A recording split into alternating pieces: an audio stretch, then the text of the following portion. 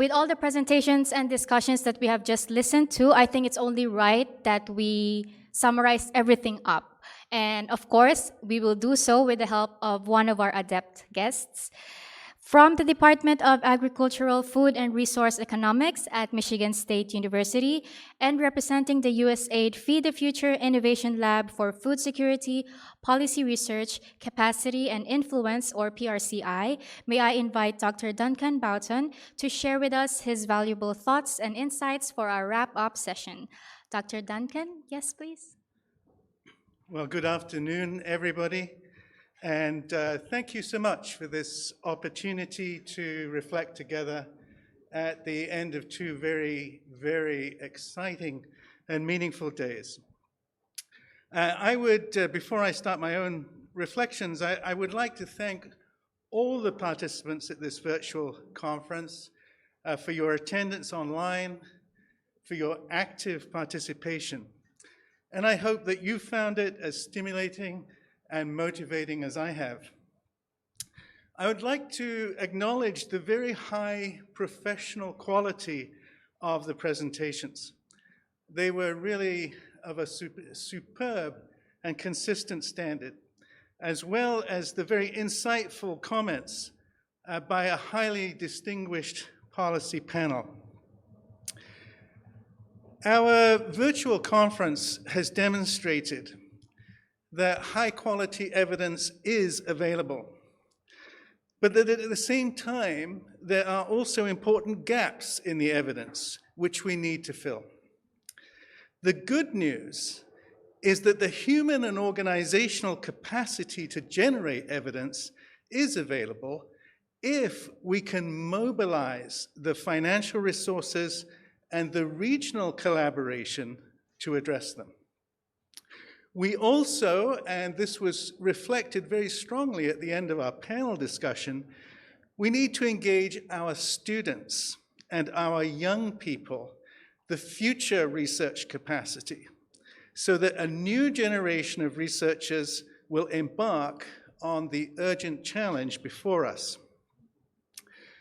Our colleagues at the Mekong Institute and other regional organizations will have a very important role to play to support this process of expanding focused and applied research activities.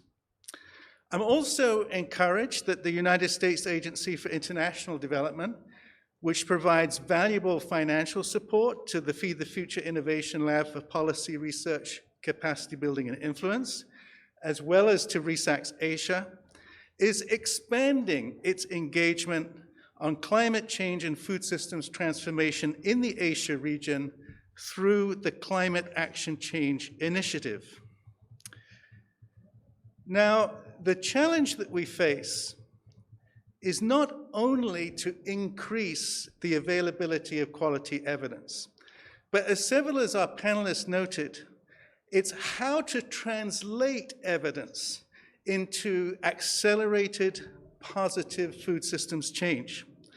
And this is an important part of the call to action goal of our virtual conference. And our distinguished policy panel provided valuable insights in this regard.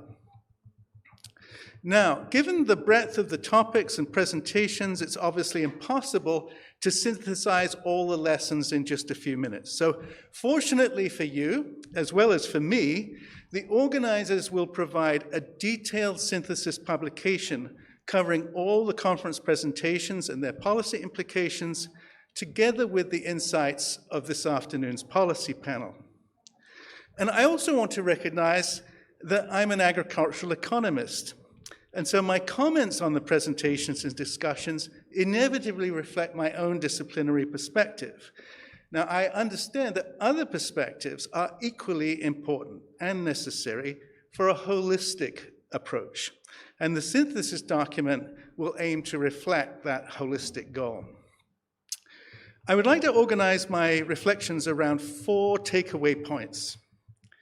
Firstly, food system change to attain multiple sustainable development goals is complex. And so it's going to require a range of innovations and investments. Secondly, Food system change requires the contribution of participants from all sectors, requiring innovations that facilitate consultation and collective action in food system governance. The current global food price crisis is an opportunity to accelerate food system change if policies are explicitly designed to facilitate adjustment to change rather than trying to preserve the status quo. And finally, improved technologies, especially digitally enabled technologies, are an essential driver of food system change and deserve a high priority in government and private sector investment portfolios.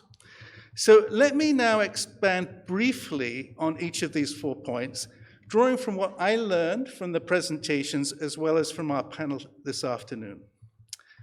So on the first takeaway, the complexity. Professor Sheng Fan, who is a mentor to me and many of our colleagues here, in his keynote presentation noted the multi-dimensional context of the Sustainable Development Goal challenges. He talked about the need to simultaneously increase production for growing populations, improved quality of nutrition, mitigating the triple burden of malnutrition, improve sustainability, preserving biodiversity, natural capital, and abating greenhouse gas emissions, the need for these changes to be more inclusive of smallholders, of youth, of women, and the need to be more resilient to shocks, such as climate shocks, conflict, international market shocks, and pandemics.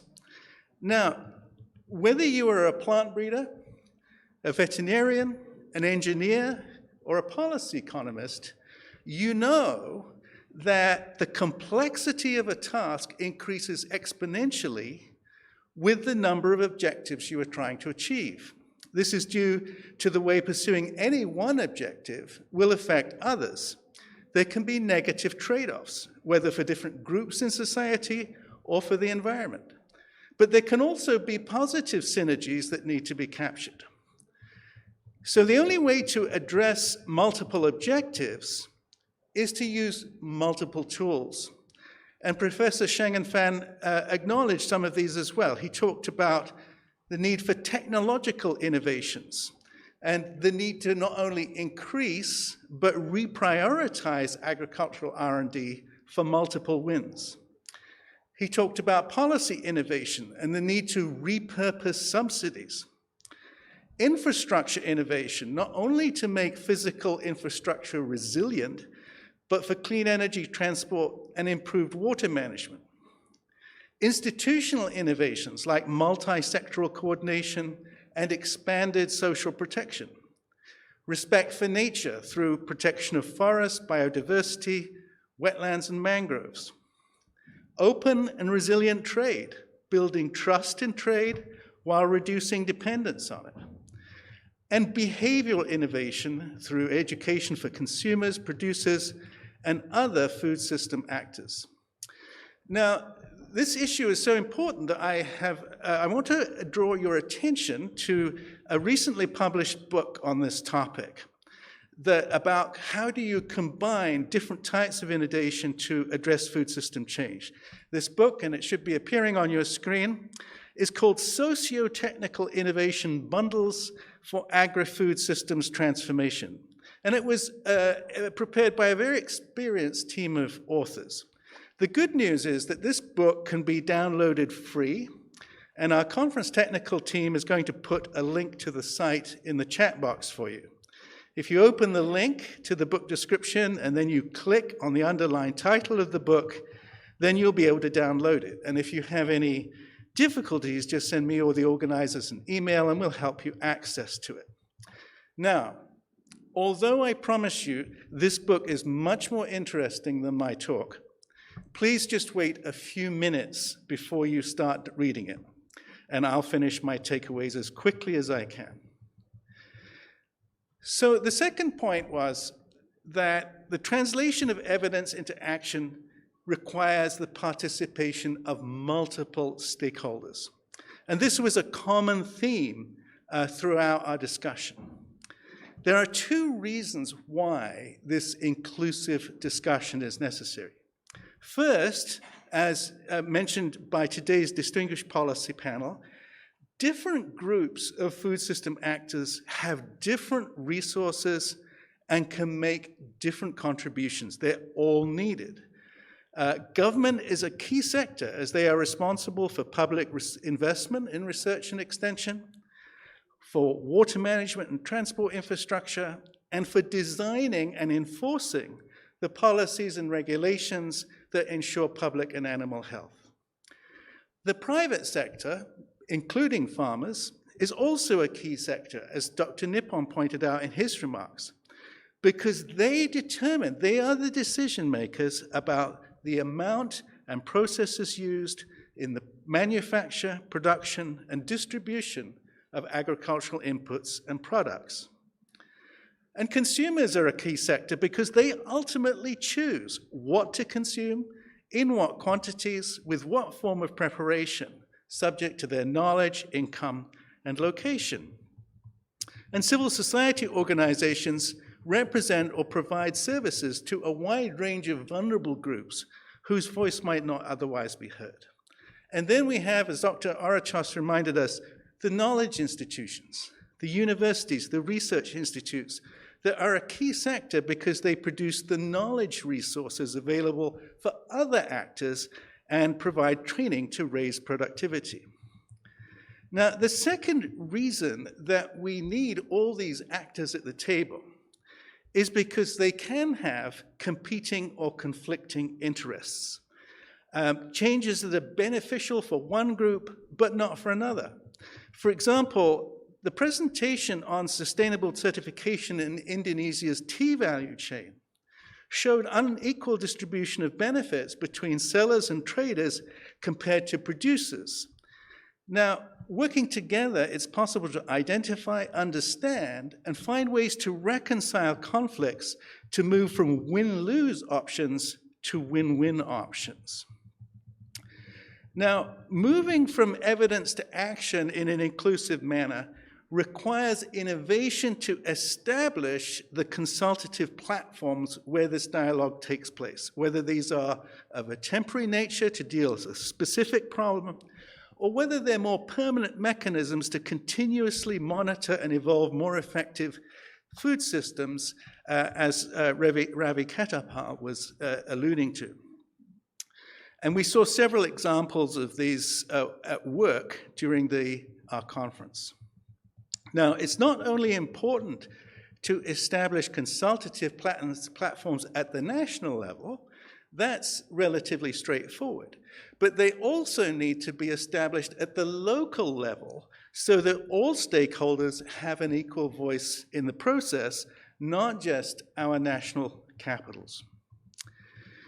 Moving to my third takeaway, what about the emerging global food price crisis?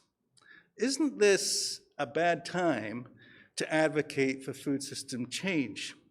Actually, as our panelist Dr. Mercy said, food system shocks are a learning opportunity and the best time to accelerate action.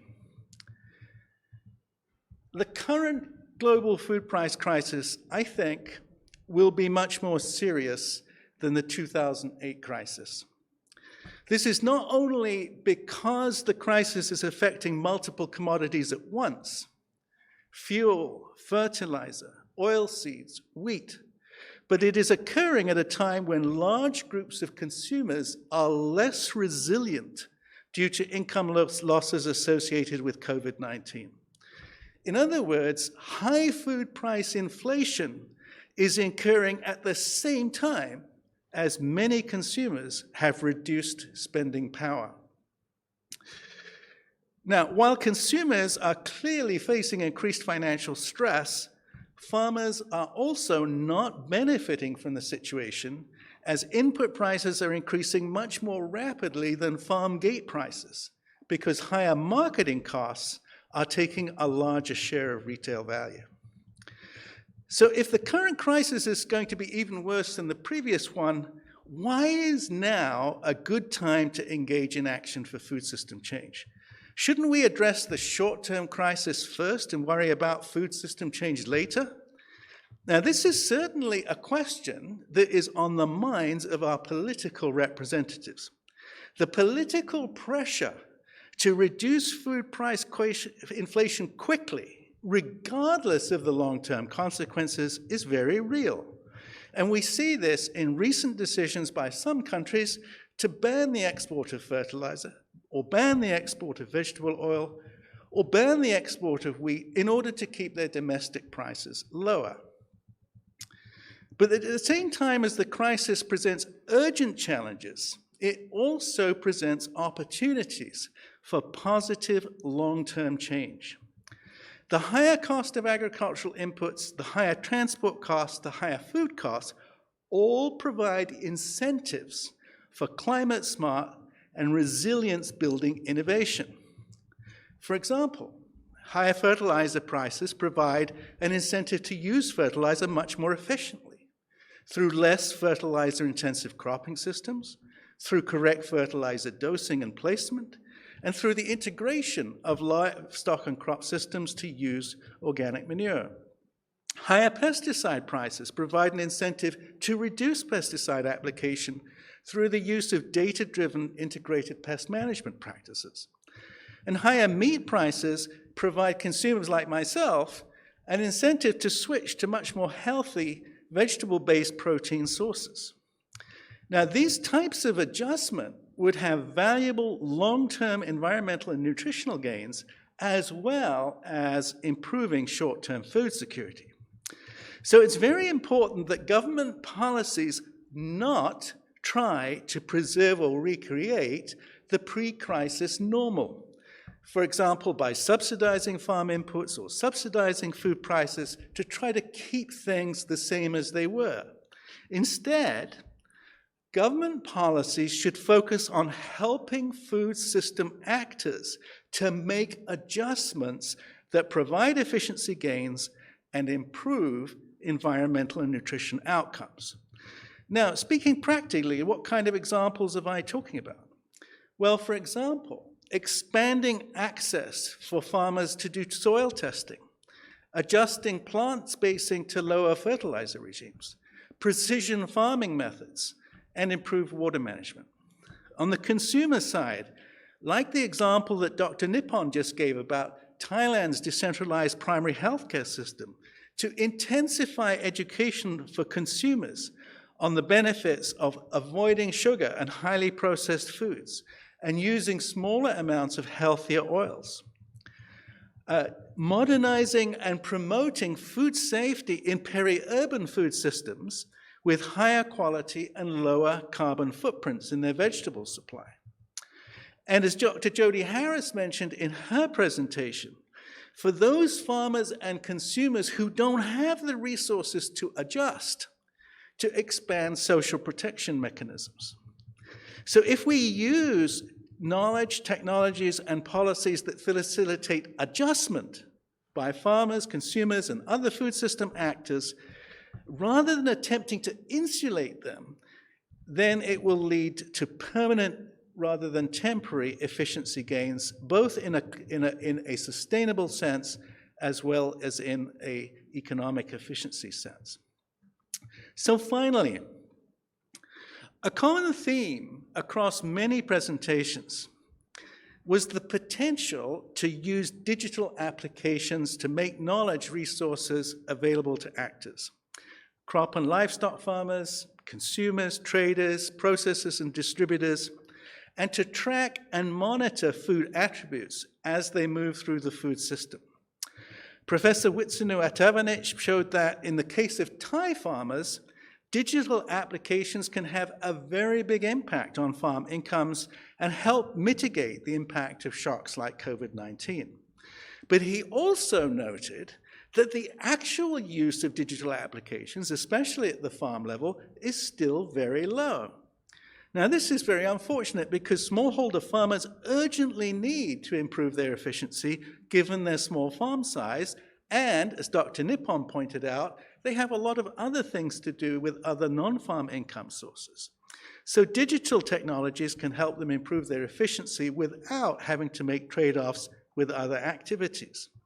And another factor is that youth, and we've talked about the importance of including and incentivizing youth, are much more likely to be interested in agriculture and staying in farming if they have access to modern digital farming tools.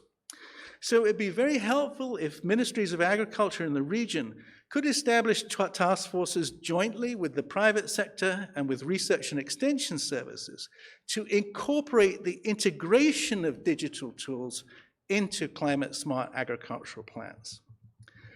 Now, in most cases, digital applications work synergistically with biological or mechanical innovations. And little has been said in our virtual conference about whether current levels of investment in research are sufficient. But given the scale of the challenge, investment and innovation in the research systems of the region most likely does need to increase. Always, as Ravi Ketapel said, in partnership with farmers, as well as increased investment in the one CGIAR international research system, which was represented by several of our presenters. New tools for crop breeding, just for one example, have enormous potential to accelerate the development and release of improved varieties. But to make use of these tools, there needs to be greater collaboration between research institutes in different countries and between public and private sectors.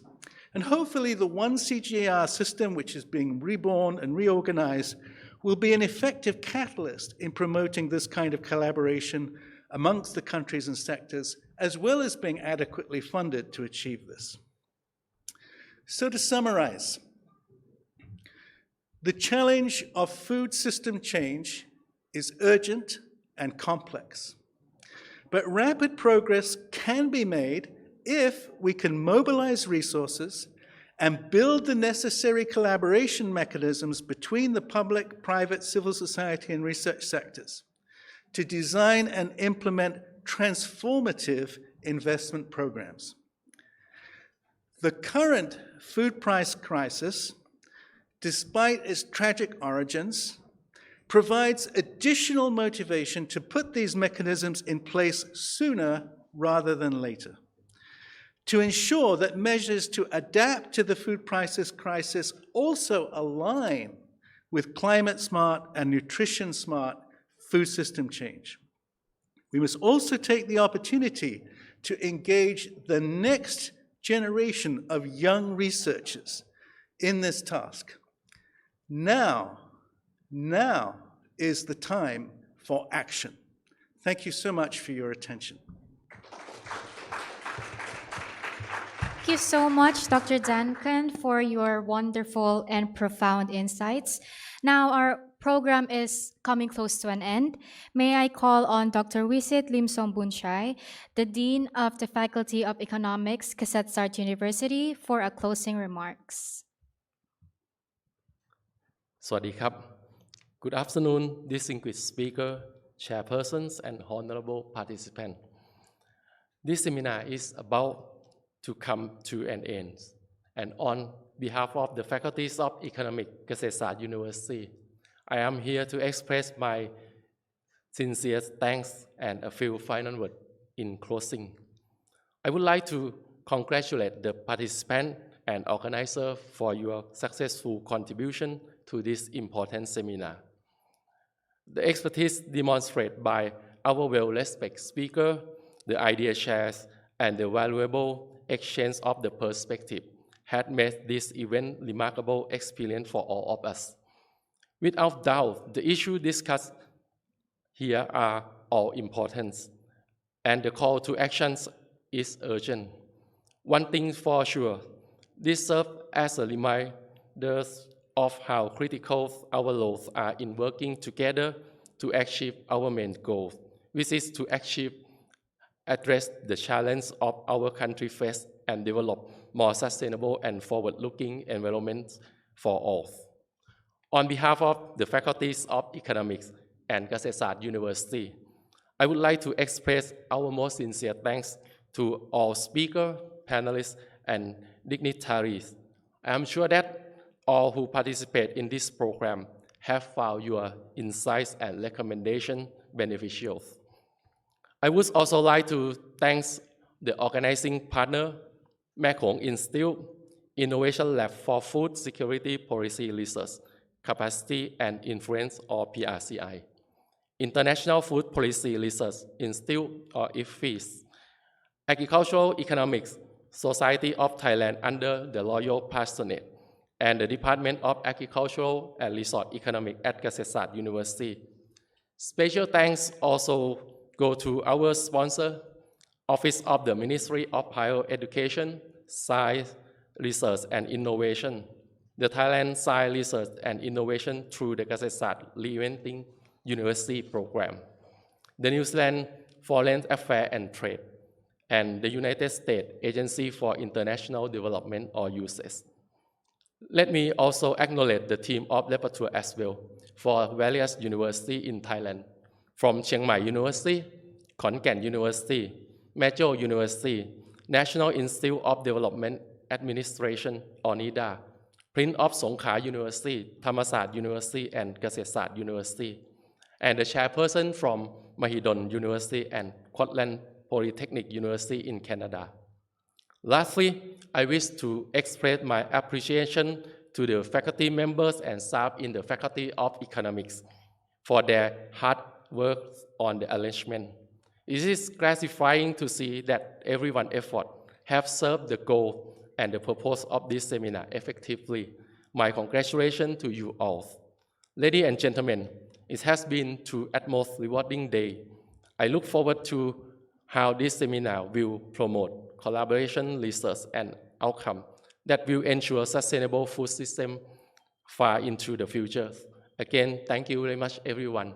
ขอบพระคุณครับ สวัสดีครับ Thank you, Dr. Wisit. Now, the Department of Agricultural and Resource Economics at Kasetsart University and the university itself would like to present a token of appreciation for our panelists. May I call on our panelists to come to the stage to receive our token of appreciation from the Dean. As I call your name, please come to the stage. Firstly, I would like to call on Dr. Nipon Puapong Sakorn.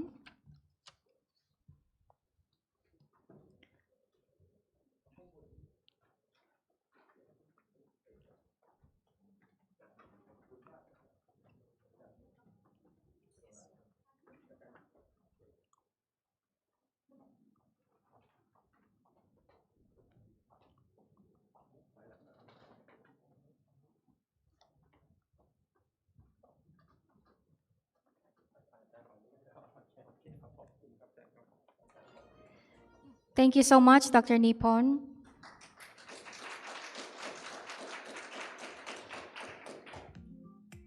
Next, may I call on Dr. Mercedita A. Sombilia to please also come to the stage.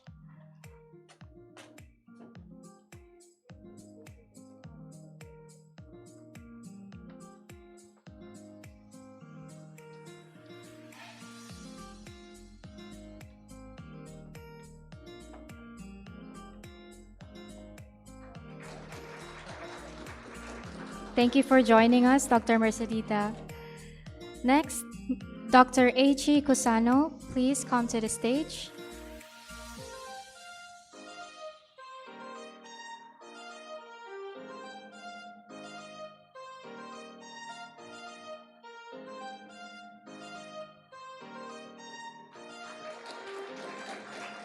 Thank you so much, Dr. Eichi.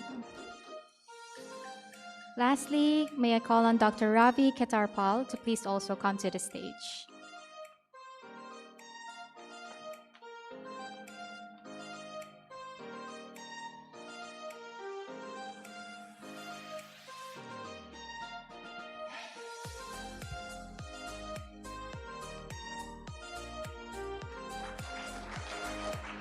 Thank you so much, Dr. Ravi.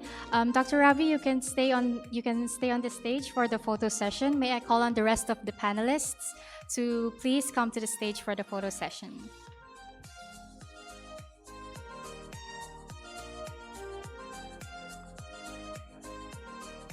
Dr. Suresh, also please join us. Yes? Oh, you can.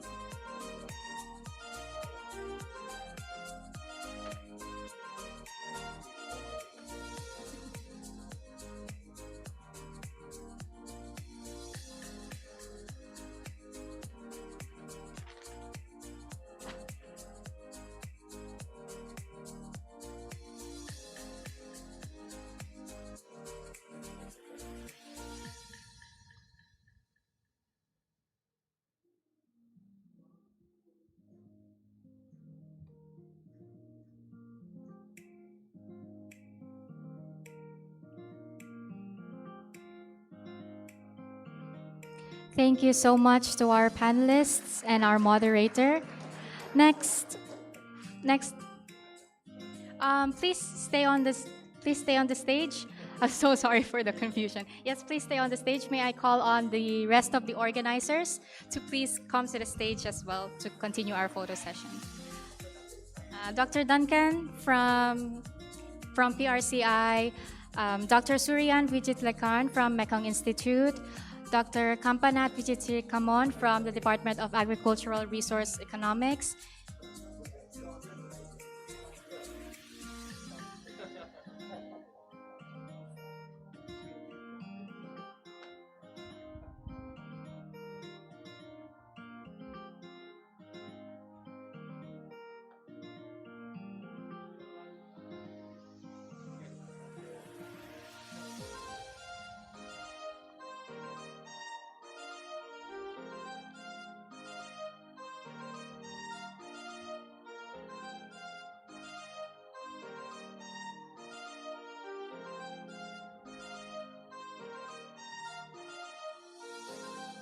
Thank you so much.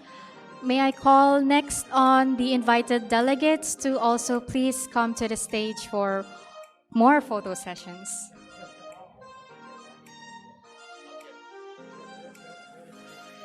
All invited delegates, please come to the stage to join us for the photo session.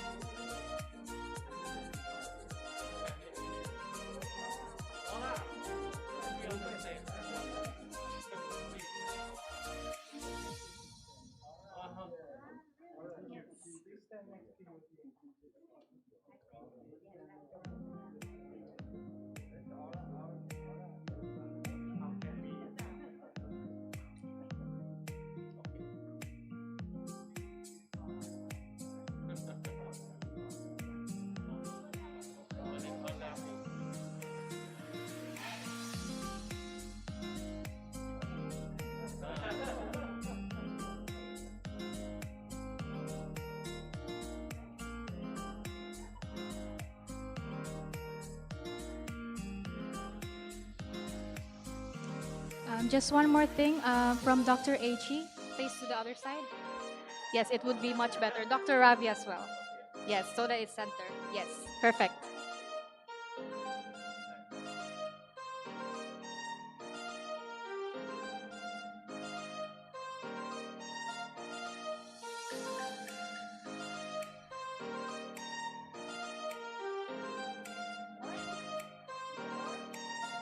We're done? Okay. Thank you all so much for joining us and for joining the photo session. Thank you so much. Just a quick reminder, please don't forget to check your emails tomorrow for the evaluation form survey. We are looking forward to your inputs. Again, thank you all for joining us. This is, again, Sustainable Food System in Southeast Asia under and beyond COVID-19 with policy evidence and call for action. Thank you, everyone, and good day. Goodbye, everyone.